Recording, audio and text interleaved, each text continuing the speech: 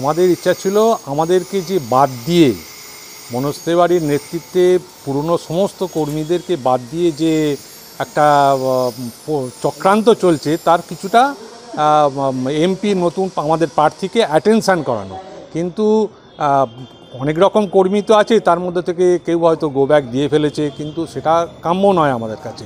আমরা দল করি এবং দলের জন্য যতটুকু করণীয় কর্তব্য আমরা করব।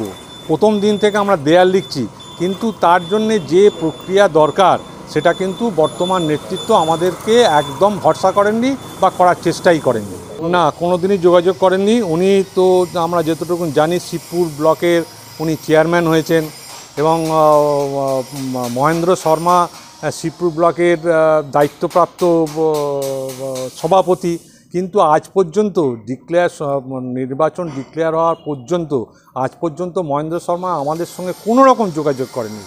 একজন নতুন সভাপতি হয়েছে এই ওয়ার্ডের, তিনি ফোনে আমার সঙ্গে কিছু সময় যোগাযোগ করেন, আর ওই যে অমুক জায়গায় হয়তো মিছিল আছে বলে দিল তুমি সবাইকে নিয়ে চলেছো। এটা কিন্তু রাজনীতি নয়।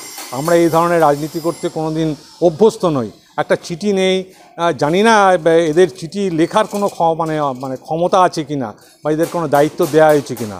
এইভাবে দল চললে কিন্তু দল কিন্তু হারবেই, এ আবার নিশ্চিত একবারে। আমার তো দেখে মনে হচ্ছে যে এরা যেন বিজেপিকে জেতাবে বলেই এই ধরনের কর্মকাণ্ড করে চলেছে।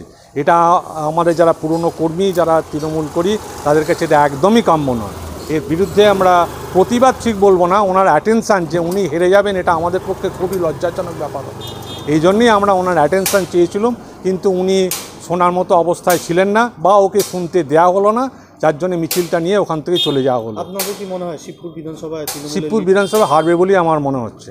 কারণ যে ধরনের বিভিন্ন ওয়ার্ডে যেভাবে মানে চলছে, যে ধরনের গোষ্ঠীদ্বন্দ্ব চলছে বা বাদ দেওয়ার প্রক্রিয়া চলছে, তাতে কিন্তু শিবপুর ব্লক হারবে বলেই আমাদের কাছে, আমরা যতটুকু মনে হচ্ছে দীর্ঘ রাজনীতি করার ফলে মনে হচ্ছে শিবপুর ব্লক হারবে।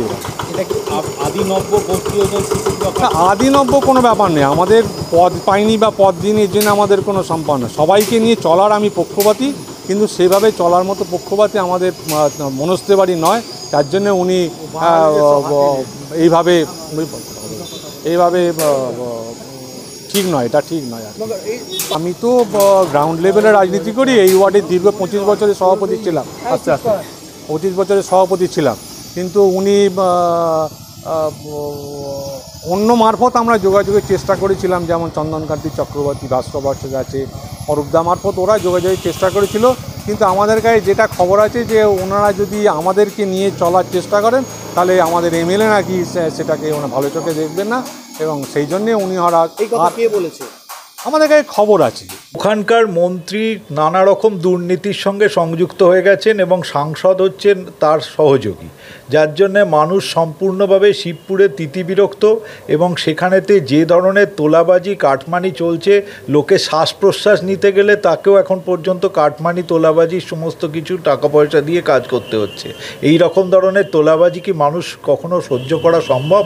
অবশ্যই এটা চারিদিকে প্রতিবাদ হয়ে ফেটে পড়ছে এবং সাংসদ ঘুমন্ত থাকেন, তিনি কিন্তু ভেতরে সব কাটমানির টাকা পয়সা পান এবং তার কাজকর্ম বলে কিছু নেই ওখানেতে। এখন সেই জন্য ভোট চাইতে গেছেন। অবশ্যই মানুষের প্রতিবাদ, একদম স্বতঃস্ফূর্তভাবে প্রতিবাদ আসছে। এই বিক্ষোভ হলো কারণ হচ্ছে আমরা 1998 সাল থেকে এই দুলাল শীলের নেতৃত্বে আমরা 9 নম্বর ওয়ার্ডে আমরা পার্টিটা করি এবং আমরা এতদিন ধরে পার্টিটা করে আসছি। প্রথম বিক্রম সরকার থেকে আমরা জিতিয়েছি, প্রসূন বন্দ্যোপাধ্যায় 3 বার জিতিয়েছি দুলাল শীলের নেতৃত্বে, যখন জটুদা ছিলেন এইখানে। তারপরে হঠাৎ এই টিমটাকে, পুরনো টিমটাকে বাদ দিয়ে দেওয়া হয়, নতুন ছেলেকে নিয়ে এসছে মনোজ তিওয়ারি এবং এখানকার যে ব্লক প্রেসিডেন্ট মহেন্দ্র শর্মা, এরা টোটাল বাদ দিয়ে আমরা যে করছি, আজ পর্যন্ত কোনো বুথ স্লিপ আসেনি এলাকায় আমাদের এখানে, এবং পোস্টার ব্যানার যা আমরা করেছি। এইটাই আমাদের ক্ষোভ যে আমরা যদি না এগুলো আসে আমরা কাজ করতে পারবো না। কিন্তু আমরা বলেছি আমরা ভোটে এজেন্ট দেবো, আমরা কিন্তু বিরোধিতা করা মানে না। এটা যেটা আমাদের দুলালদা বললেন যে আমরা ওদের অ্যাটেনশান করাবার জন্য করেছিলাম এটা। কিন্তু আমারও মনে হচ্ছে এরম করে শিবপুর ব্লকে কিন্তু মনোজ তিওয়ারি মানে প্রসূন ব্যানার্জি জিতবে না। ভবিষ্যতে মনোজ তিওয়ারিও কিন্তু আমরা শিবপুরে জিততে পারবে না, কারণ আমরা গ্রাসরুট লেভেল থেকে পার্টিটা করি।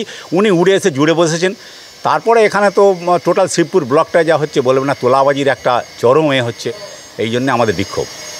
সাংসদ কি কোনো কথা শুনলেন না? কিচ্ছু শুনলেন না।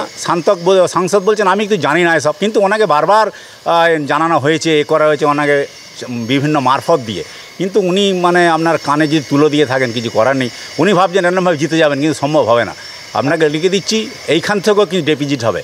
সাংসদকে দেখা গেল যে আপনারা গো ব্যাক স্লোগান দিচ্ছেন, সাংসদ রেগে যাচ্ছেন, এটা কেন?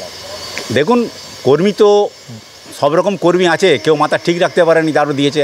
এত আমাদের এই ইউনিটে 80-90টা ছেলে আছে, 80-90টা ছেলে বুঝতে পারছে সকলেই তো মাথা ঠান্ডা না দুলালবাবুর মতো, তো সুতরাং দেবেই গোব্যাক স্লোগান, কারণ তারা এতদিন তো পার্টিটা করেছে। এখন যদি তাদের মানে বসিয়ে দেওয়া হয় তাহলে তারা কী করবে? আদি নব্য নয়, আর নতুন যারা এসেছে, যে মনোজ তিওয়ারি কিন্তু এটাকে বাড়িয়ে দিয়েছে, কেসটাকে মনোজ তিওয়ারি এটাকে বাড়িয়ে দিয়েছে, কারণ উনি তো পলিটিক্যাল লোক নয়, উনি তো পলিটিক্যাল জানেন না।